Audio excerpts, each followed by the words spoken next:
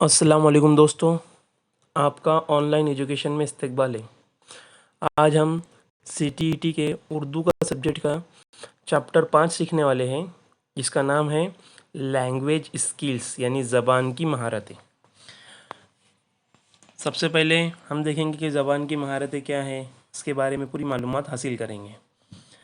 انسان ایک سماجی جانور ہے اور معاشرے کے دوسرے لوگوں سے رابطہ قائم کرنے کے لیے وہ اپنے جذبات اور خیالات کا اظہار بول یا لکھ کر کرتا ہے، اور دوسروں کے خیالات سن کر یا پڑھ کر قبول کرتا ہے۔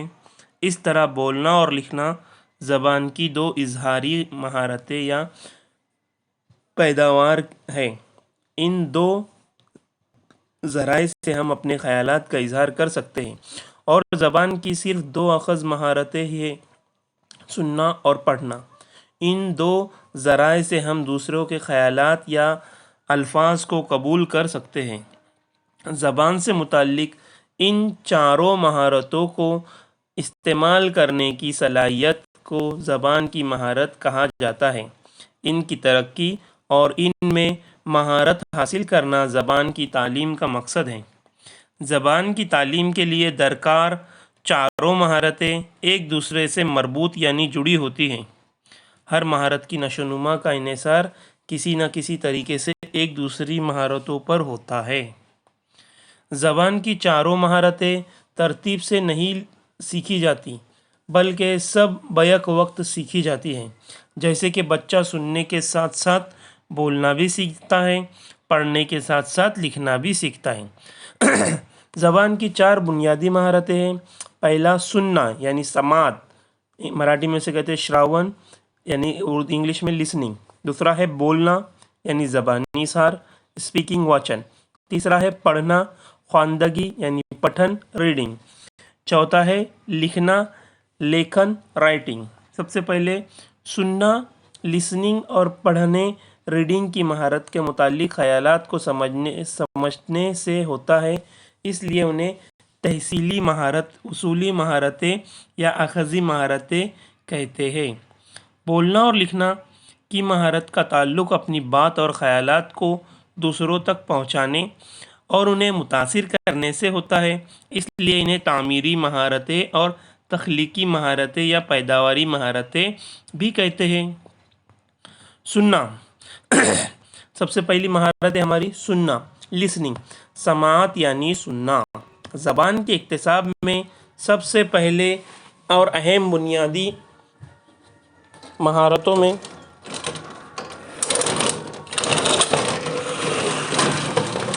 زبان کی آموزش کی ابتدا سننے سے ہوتی ہے۔ سماعت یعنی سننے سے مراد ایک شعوری عمل ہے جس میں آواز کو سننے، ان کے درجہ بندی کرنے، ترتیب دینے، بامعنی اور محل آواز میں فرق کرنے اور سنی ہوئی باتوں کو سمجھنے شامل ہوتا ہے۔ سنی ہوئی بات کو ہم دو طرح سے سمجھتے ہیں، پہلا لفظوں کی بنیاد پر، دوسرا سابقہ معلومات کی بنیاد پر۔ سماعت کی دو صورتیں ہیں۔ پہلا تعاملاتی سماعت یعنی انٹریکٹیو لسننگ، جیسے آمنے سامنے اور ٹیلی فون پر گفتگو کے دوران سماعت۔ دوسرا ہے غیر تعاملاتی سماعت یعنی ریڈیو، ٹی وی اور لیکچر کے دوران سننا۔ اگلا ہے سماعت کے اجزاء: سنی ہوئی بات سے مفہوم اخذ کرنا، آواز میں فرق کرنے کی اور پہچاننے کی مہارت۔ تیسرا ہے بات چیت کی نوعیت، مثلاً حکم، گزارش، سوالات، معافی، مبارکباد وغیرہ کو پہچاننا۔ چوتھا ہے موجودہ صورتحال میں سابقہ معلومات اور حالات کا استعمال کرنا۔ پانچواں ہے بولنے کی کو مناسب باز رسی یعنی فیڈ بیک دینا۔ چھٹا ہے سنی ہوئی بات کو دہرانے کی صلاحیت۔ بہتر سماعت کے لیے توجہ کا مرکوز ہونا، گفتگو کا دلچسپ ہونا، آواز میں مناسب اتار چڑھاؤ ہونا، بولنے کی مناسب رفتار اور پرسکون ماحول ہونا لازمی ہے۔ سماعت کی تدریس: طلباء میں سماعت کی نشو و نما کے لیے مندرجہ ذیل تدریسی سرگرمیاں منظم کی جا سکتی ہیں۔ پہلا کہانی سننا، دوسرا الفاظ کو سیکھنا، الفاظ کے کھیل کھیلنا، نظمیں اور گانے سننا، دہرانے کی مشق، ٹیلی فون اور موبائل پر بات چیت کرنا، چھوٹی کہانیاں، قصہ گوئی، ڈرامہ، کوئز کا استعمال، چھٹا گفتگو اور سوال جواب کا استعمال، ساتواں مختلف الفاظ، ترکیب اور لہجے کو لسانی تجربہ گاہ کے ذریعے فروغ دینا۔ بولنا، زبانی اظہار زبان کی 4 بنیادی مہارتیں ہیں میں دوسری اہم بنیادی مہارتیں بولنا ہے۔ یہ زبانی شکل میں پروڈکٹیو اسکل ہے، اس تخلیقی مہارت بھی کہتے ہیں۔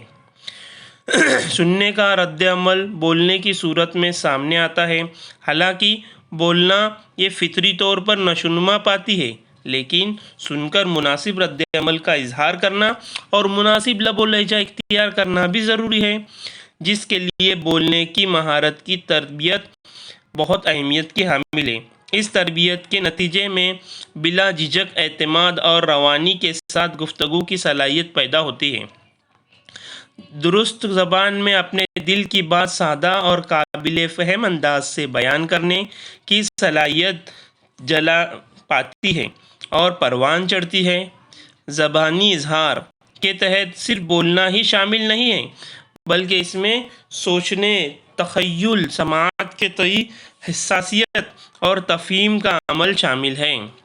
بولنے کی تدریس کے مقاصد مندرجہ ذیل ہیں۔ پہلا ہے تقریر، آواز پر قدرت حاصل کرنا، بلا جھجک اظہار خیال کی صلاحیت پیدا کرنا، صحیح تلفظ کے ساتھ آہنگ لہجے کا استعمال سیکھنا، موقع محل کے لحاظ سے زبان کا استعمال کرنا۔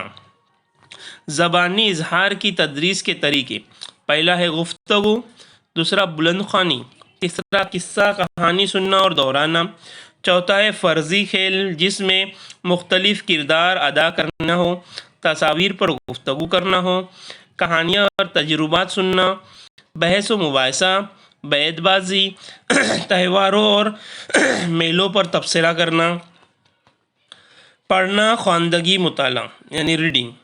پڑھنا تیسری اہم بنیادی مہارت ہے، جس کے ذریعے ہم لکھی ہوئی اس علامت کو پہچانتے ہیں، ان کو سمجھتے ہیں اور ان کے معنی اخذ کرتے ہیں۔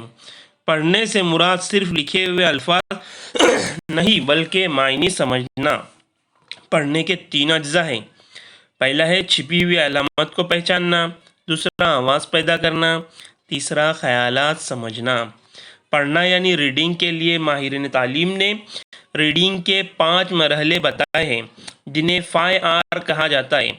پہلا ہے اندراج یعنی رجسٹریشن، دوسرا ہے شناخت یعنی ریکگنیشن، تیسرا ہے قائم کرنا ریٹینشن، چوتھا ہے بازیافت یعنی ریکال، اور پانچواں ہے یادداشت یعنی ریممبر۔ یہ 5R پڑھنا یعنی ریڈنگ کے لیے ماہرین تعلیم نے ریڈنگ کے 5 مرحلے بتائے، جسے 5R بھی کہا جاتا ہے۔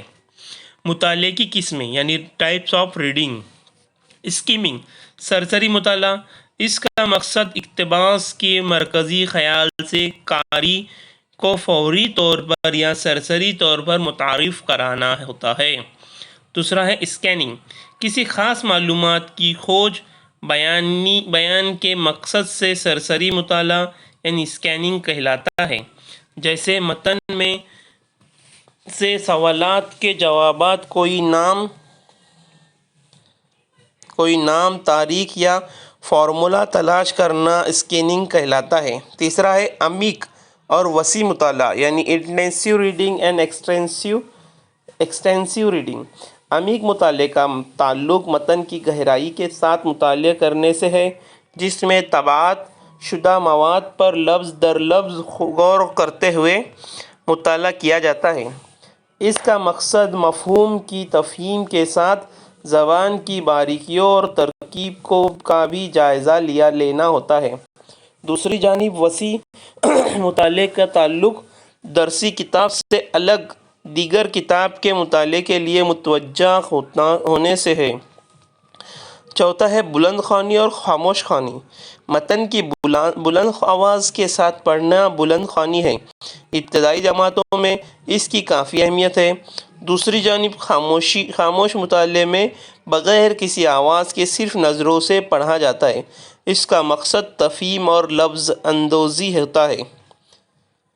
پڑھنے میں ناکامی کی وجوہات: درسی کتاب میں ایسی سرگرمیوں کی کمی جو بچوں میں پڑھنے کے تئیں رغبت پیدا کرنے والی ہو، بچوں کا کتابوں سے نہ جڑ پانا، استاد میں پیشہ ورانہ تربیت اور اس کے اطلاق کا فقدان۔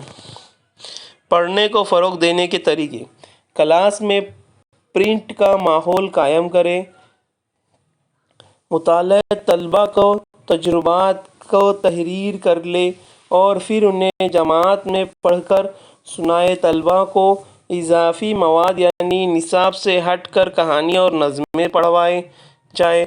پڑھنا بامقصد چیلنج سے بھرپور ہے۔ پڑھنا بچے کے گرد و پیش سے متعلق ہو۔ کلاس میں ایک پڑھنے کا نہ ہو جہاں ادب اطفال کو منتخب اچھی کہانیاں بچوں کے لیے دستیاب ہوں۔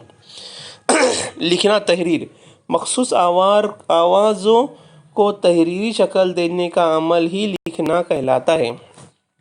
لکھنا تحریری شکل میں پروڈکٹیو اسکل ہے۔ حرکی نشوونما موٹور ڈیولپمنٹ کے لحاظ سے لکھنا کو لطیف حرکی مہارت یا عمدہ حرکی مہارت فائن موٹر اسکل کہا جاتا ہے۔ تحریر میں خیالات اور جذبات کا اظہار نہ ہو تو تحریر بے معنی بن کر رہ جاتی ہے۔ تعلیم کے ابتدائی برسوں کا بچوں کی آڑی ترچھی لکیر بنانا بھی لکھنا کہلاتا ہے۔ تحریر کے اجزاء: کمپوننٹس آف رائٹنگ: تحریر صاف ستھری، اس میں املے کی غلطیاں نہ ہوں، لکھنے کی ایک مناسب رفتار ہو، اسلوب تحریر متاثر کرنے والا ہو، تحریر میں مناسب مقامات پر رموز و اوقاف استعمال کیے جائیں، حروف سیدھے خط میں اور یکساں سائز کے ہوں، جملوں کے درمیان ربط اور ہم آہنگی ہو۔ لکھنے کی تدریس: لکھنے کی ابتدا ڈرائنگ سے ہوتی ہے، اس لیے ڈرائنگ پر زور دینا چاہیے۔ جماعت میں چارٹ لگانا، پرنٹ کا ماحول بنانا، نصابی کتاب کے اجزاء، تجربات اور تحریر کرنا، بچوں کو زیادہ سے زیادہ دلچسپ مواد فراہم کرنا۔ لکھنا سیکھنے کے طریقے: پہلا ہے ابجدی طریقہ۔ یہ لکھنا سیکھنے کا قدیم طریقہ ہے۔ اس میں طلباء کو پہلے حروف لکھنا، پھر حروف کو املا کر الفاظ لکھنا اور پھر الفاظ سے جملے لکھنا سکھایا جاتا ہے۔ اس طریقے سے لفظوں کی شناخت اور ساخت کو پختہ کیا جاتا ہے۔ پیتالوجی طریقہ: اس طریقے میں لکھنے کی شروعات لائن کھینچ کر کرائی جاتی ہے۔ حروف لکھنے سے پہلے طلباء کو دائرے، نیم دائرے، سیدھی خط، منفی خط کی مشق کرائی جاتی ہے، پھر حروف کو جوڑنا سکھایا جاتا ہے۔ تیسرا ہے مانیٹری طریقہ۔ اس طریقے سے لکڑی یا کتے کے حروف کاٹ لیے جاتے ہیں، بچے ان پر انگلی پھیر کر ان کی شناخت سیکھ جاتے ہیں۔ سبق سے متعلق: ابھی ہم نے جو سبق پڑھے ہیں اس کے بارے میں کچھ اہم نکات ہیں۔ پہلا ہے کسی کی نقل نہ کر کے اپنے اسلوب میں لکھنا تخلیقی کہلاتا ہے۔ سبھی زبان کی مہارتیں ایک دوسرے سے مربوط ہوتی ہیں۔ تیسرا ہے کردار کے ذریعے بات چیت کرنے سے طلباء میں سننے بولنے کی مہارت اجاگر ہوتی ہے۔ چوتھا ہے برین اسٹارمنگ سے مراد ذہنی مشق ہے۔ حقیقی زندگی جیسے ماحول میں بچوں کو زیادہ سے زیادہ بات کرنے کا موقع دے کر ان کے لیے بولنے کی مہارت کو فروغ دیا جا سکتا ہے۔ سیاق کے مطابق قیاس کر کے غیر مانوس الفاظ کے معنی تلاش کرنے کی کوشش کرنی چاہیے۔ ابتدائی سطح پر لکھنے کی مہارت کو فروغ دینے کے لیے استاد کو طلباء کی نجی زندگی سے متعلق موضوع دینا چاہیے۔ اس کے بعد میں ہم اگلے ویڈیو میں گزشتہ سال جو سوالات پوچھے گئے تھے اس کو سالو کرنے کی کوشش کریں گے۔